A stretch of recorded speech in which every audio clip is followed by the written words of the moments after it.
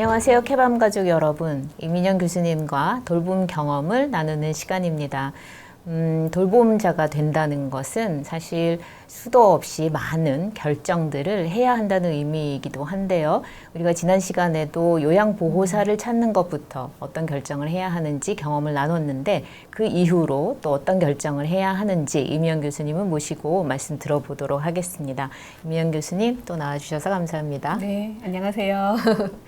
네, 요양보호사를 찾고 나서 네. 그 다음에 또 뭔가 다른 것을 결정해야 할 일들이 또 있죠. 네. 네. 요양보호사가 오시면 이제 재가 서비스가 드디어 시작이 되는데 네. 그것과 거의 동시에 해야 할 일이 이제 보장구를 구입하거나 대여하는 것입니다. 그래서 재가 서비스 등급을 받으면 어떤 보장구를 대여하거나 구입할 수 있는지 안내문이 또 나와요. 굉장히 네.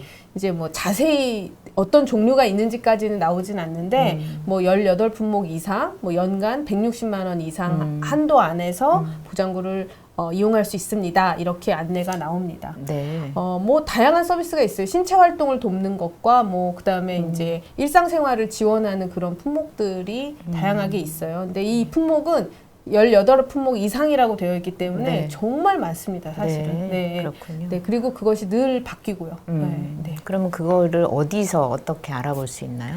네.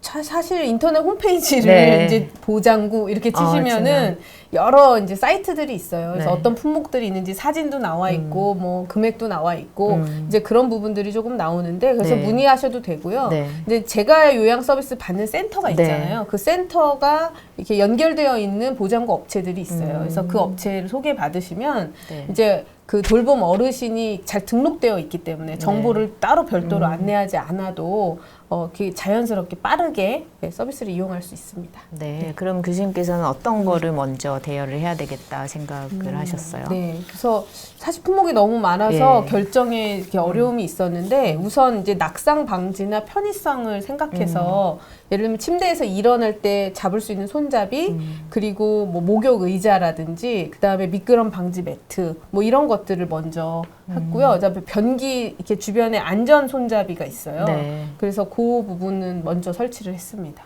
네. 그리고 나서 한 달 정도 지나니까 이제 더 필요한 것들이 생기더라고요. 저희 뭐 요실금 팬티라든지 뭐 압박 양말이라든지 이렇게 좀 소모품들도 좀 구입할 수 있었고요.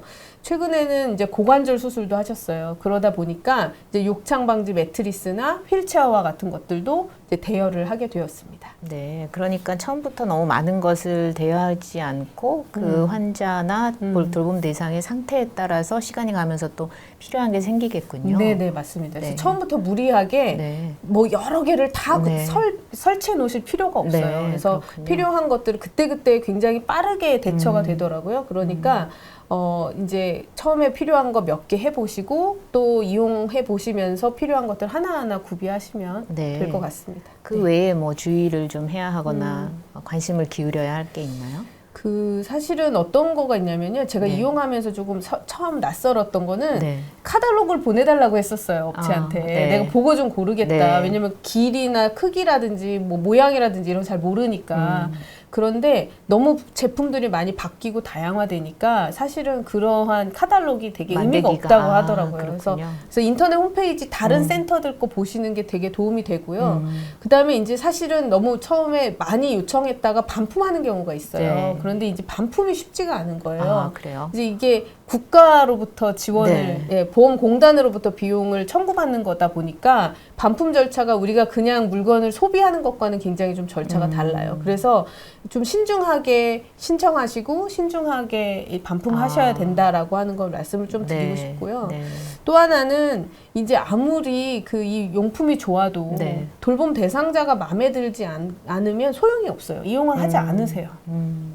마음에 들지 않는다는 게 그냥 선호의 문제가 아니라 사실은 자존심의 문제예요. 이것은 내가 얼마나 취약했는가를 해지는가를 보여주는 거잖아요. 이 그렇죠. 물건 자체가. 그렇죠. 그래서 그것이 자존심을 다치게 하면 어르신들이 굉장히 불쾌해하세요. 그래서 집에 그 물건이 있는 것조차 싫어하세요. 그래서 당장 반품하고 내 눈에 앞에서 안 보이게 해라. 이렇게 말씀하시기도 하니까 네. 우리가 보장구를 신청하시거나 할 때는 돌봄 제공자의 입장이 아니라 그걸 이용하는 돌봄 대상자, 우리 어르신들의 입장에서 신중하게 선택하시는 게 중요할 것 같습니다. 네. 요양보호사를 결정할 때도 그 요양 서비스를 받게 되는 돌봄의 대상의 의견도 굉장히 중요한 것처럼 보장구도 그런 것을 묻고 그렇게 결정을 해야 하겠군요. 네, 네, 맞습니다. 네, 오늘 이 이민영 교수님의 경험이 여러분들한테 많은 도움이 되시기를 바랍니다. 돌봄 가족 여러분, 오늘도 행복해요. 행복해요.